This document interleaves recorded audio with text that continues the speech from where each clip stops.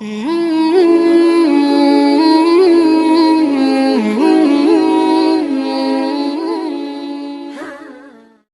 اللہ الرحمن الرحیم۔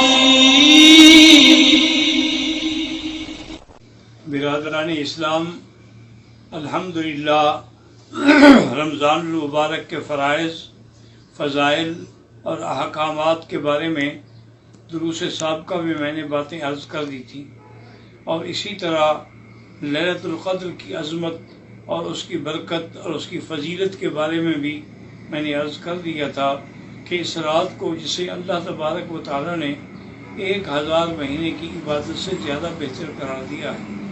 حتیٰ کہ بعض علماء کرام نے تو یہ بھی فرمایا ہے کہ حضرت سلیمان علیہ السلام کو جو اقتدار ملا تھا وہ 500 مہینے کا تھا، اور اسی طرح ذوالقرنین نے جو سفر کیے تھے وہ بھی 500 مہینے کے تھے، تو ان دونوں کو ملا کے گویا 1000 مہینہ بنتا ہے۔ تو اللہ تبارک و تعالیٰ نے حضور کو لیلۃ القدر کی عظمت کے طور پہ وہ 1000 مہینے سے افضل رات قرار دے دی، اور یہ بھی حضور نے فرما دیا کہ تحروا فی العشر الاواخر، رمضان شریف کے آخری 10 دنوں میں اس کو تلاش کرنے کی کوشش کرو۔ اور اسی طرح رمضان مبارک میں ایک اہم عبادت ہے جسے تراویح کہا جاتا ہے۔ ایک تو یاد رکھیں کہ بہت سارے لوگوں میں اختلاف ہے، بعض لوگ تراویح اور تہجد کو ایک سمجھتے ہیں اور سب کو قیام اللیل کے نام سے یاد فرماتے ہیں، اور بعض علماء فرماتے ہیں کہ اصل میں بات یہ ہے کہ جو نماز سارا سال تہجد کہلاتی تھی وہ رمضان شریف میں آ کے تراویح کہلاتی ہے۔ لیکن محققین علماء جو ہیں، جیسے کہ علامہ شیخ الاسلام ابن القیم رحمہ اللہ تعالیٰ ہیں، اور اسی طرح علامہ نووی رحمہ اللہ تعالیٰ ہیں، ان سب نے یہ تحقیق کی ہے، اور بہت سارے علماء اہل حدیث جن میں حضرت مولانا نذیر حسین دہلوی رحمۃ اللہ علیہ اور دیگر علماء کرام ہیں، انہوں نے فرمایا کہ نہیں، تراویح ایک الگ عبادت ہے اور تہجد ایک الگ عبادت ہے۔ تہجد جو ہے وہ پورے سال میں ہوتی ہے، اور تہجد کے لیے تو افضل یہی ہوتا ہے کہ وہ رات کے آخری حصے میں پڑھی جائے، اور تہجد میں افضل یہ ہوتا ہے کہ 4 رکعات کر کے پڑھی جائے، جیسے کہ ایک حدیث مبارک میں بی بی عائشہ فرماتی ہیں کان یصلی اربعا فلا تسأل عن حسنہن وطولہن، او کما قالت عائشہ رضی اللہ تعالی عنہ، کہ حضور 4 رکعات پڑھتے تھے، لیکن میرا بیٹا آپ کی نماز کا جو طول تھا، طول قرات تھا، اور اس میں جو حسن تھا، اس میں جو حلاوت تھی، اس میں جو ایمانی جذبات تھے، اس کا آپ کیا تصور کر سکتے ہیں؟ کون ہے جو حضور صلی اللہ علیہ وسلم جیسی نماز پڑھ سکے؟ تو اس لیے تہجد ایک الگ چیز ہے۔ اور جہاں تک تراویح کا تعلق ہے، ابتدا میں حضور صلی اللہ علیہ وسلم نے صرف 3 رات تراویح پڑھائی ہے۔ ایک رات جو ہے آپ نے رات کے پہلے حصے میں پڑھائی، دوسری رات آپ نے آدھی رات تک پڑھائی، تیسری رات آپ نے سحری تک پڑھائی۔ تو آپ نے 3 راتیں نماز پڑھائی، اس کے بعد آپ نے نماز چھوڑ دی۔ صحابہ انتظار کرتے رہے، لیکن حضور تشریف نہیں لے آئے۔ صبح کو فرمایا کہ میں جان کر نہیں آیا تھا کہ اللہ کو اگر یہ میری ادا پسند آ گئی تو کہیں میری امت پر یہ نماز فرض نہ ہو جائے، اگر فرض ہو جائے تو ادا کرنا آپ لوگوں کے لیے مشکل ہوگا۔ تو پھر یہ تھا کہ ہر آدمی متفرق طور پہ تراویح پڑھتا تھا، لیکن اللہ تبارک و تعالیٰ نے یہ عظمت جو ہے سیدنا امیر المومنین عمر رضی اللہ تعالیٰ عنہ کے مقدر میں لکھ دی تھی کہ آپ نے تمام لوگوں کو جمع کیا، اور حضرت ابی بن کعب جو تمام صحابہ میں سب سے بڑے قاری تھے، ان کے پیچھے آپ نے حکم دیا کہ وہ تراویح ادا کی جائے، اور وہ تراویح حضرت عمر کے عہد سے لے کر آج تک حرمین میں بھی 20 رکعت تراویح اور 3 رکعت وتر پڑھے جاتے ہیں، اور یہی عمل تھا جو جاری و ساری رہا، اور یہی عمل تھا جو مقبول ہوا۔ حتیٰ کہ امام مالک رحمۃ اللہ علیہ فرماتے ہیں کہ ہم نے اہل مدینہ میں کسی کو بھی نہیں دیکھا کہ وہ 8 رکعت پڑھتا ہو یا 8 رکعت پڑھ کے چلا جاتا ہو، بلکہ سب لوگ جو ہیں وہ یا تو 20 رکعت تراویح اور 3 وتر پڑھتے ہیں، یا کبھی کبھی بعض مالکی علماء 36 رکعت بھی پڑھتے تھے۔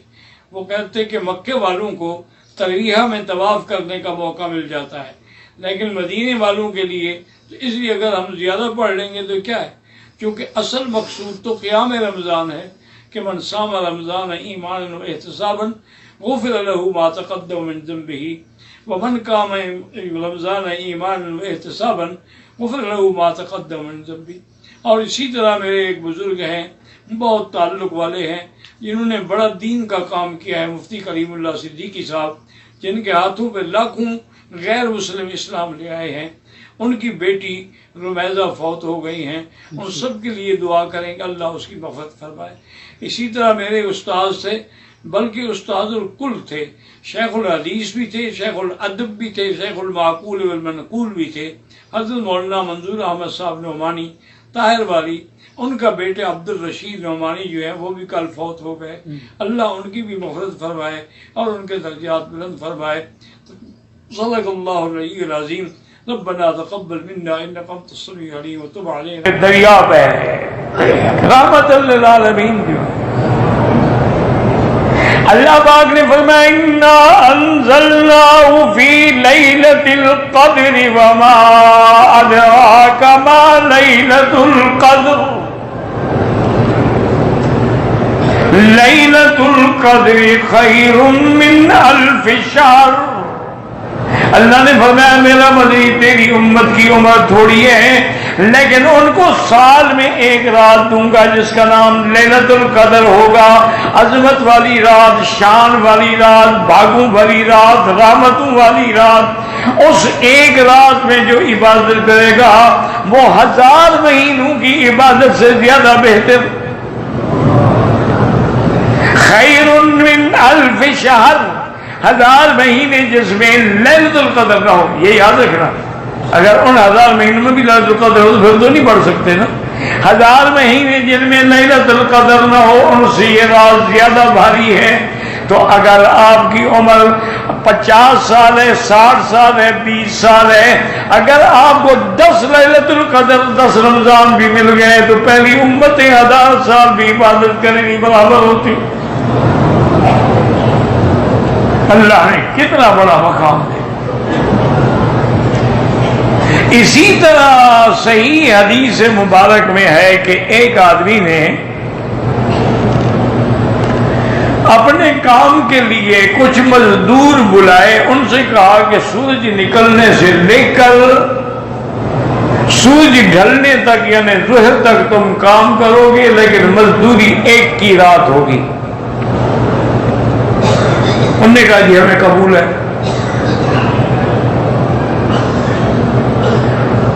اس کے بعد وہ چلے گیا، دوسری جماعت کو بلایا، انہوں نے کہا دیکھو بات سنو، تم نے 12 بجے سے لے کر اور عصر کی نماز ہوگی جا کے 6 بجے، اس وقت تک کام کرو گے تمہیں ایک کی رات ملے گا۔ انہوں نے کہا جی ٹھیک ہے ہم راضی ہیں۔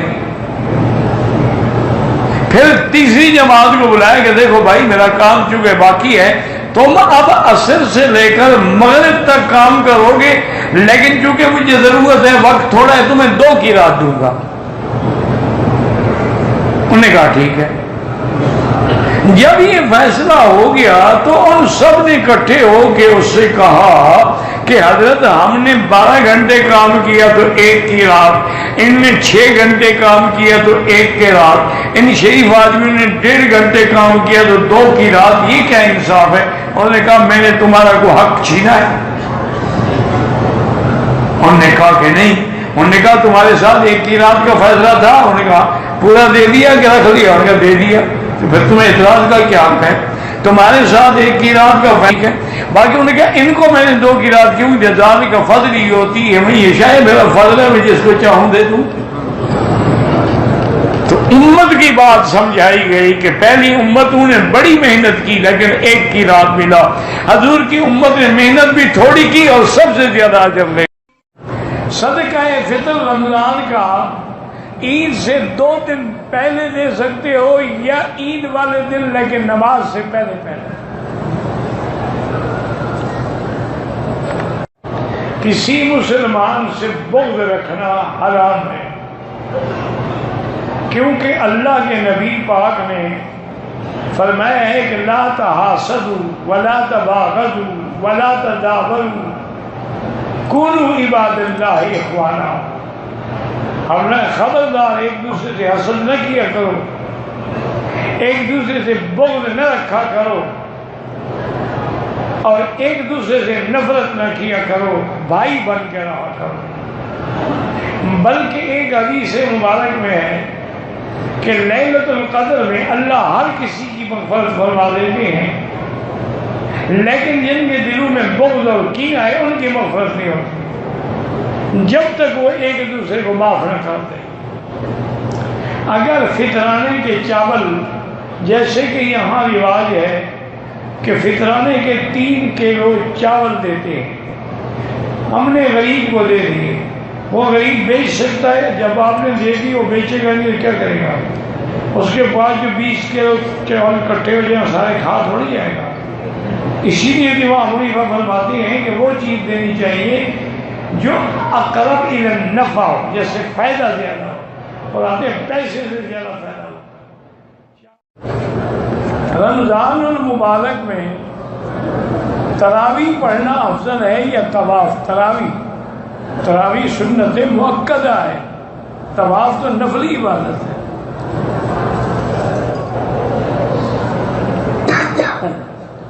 احناف کے نزدیک عید میں 6 تکبیریں ہوتی ہیں، یہاں کے حنابلہ رحمہم اللہ تعالیٰ کے نزدیک 12 تکبیریں ہوتی ہیں۔ بعض لوگ کہتے ہیں کہ جہنم میں پشتو زبان بولی جاتی ہے، بالکل غلط بولتے ہیں، ہر جگہ عربی ہوگی وہاں، قبر میں بھی، حشر میں بھی، جنت میں بھی، جہنم میں بھی۔ اسی لیے قرآن ہے نا کہ جہنم پر جو دروگے ہوں گے وہ کافروں سے پوچھیں گے کہ ما جاءکم نذیر، تمہیں ڈرانے والا کوئی نہیں آیا؟ قالوا بلی قد جاءنا نذیر، تمہیں پشتوں سے کیوں چڑھ ہو گئی؟ اگر یہاں سے روزہ رکھنے کے بعد ہم پاکستان جا رہے ہیں، افطار کب کریں؟ جب سورج ڈوب جائے۔ یہ نہیں ہے کہ جیسے جہاں پہ وہ کہہ دیتے ہیں کہ اب سعودی عرب میں افطار کا وقت ہو گیا، سعودی عرب کی افطار کا ہم سے کیا تعلق ہے؟ آپ جہاں ہیں وہاں وقت جب ہو پھر افطار کریں گے۔ جھینگا مچھلی حلال ہے، میں نے بنگلہ دیش میں جا کے وہاں کے علماء سے تحقیق کی تھی، وہ کہتے ہیں مچھلی کی قسم ہے تو لہذا حلال ہے۔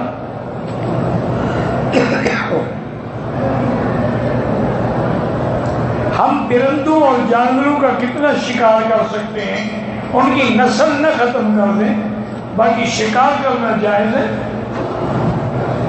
دم اور تعویذ پر پیسے لینا جائز ہے، لیکن شرط یہ ہے کہ دم اور تعویذ قرآن و سنت کے مطابق ہو۔ صحابہ نے فاتحہ پڑھنے پر 40 بکریاں نہیں لی۔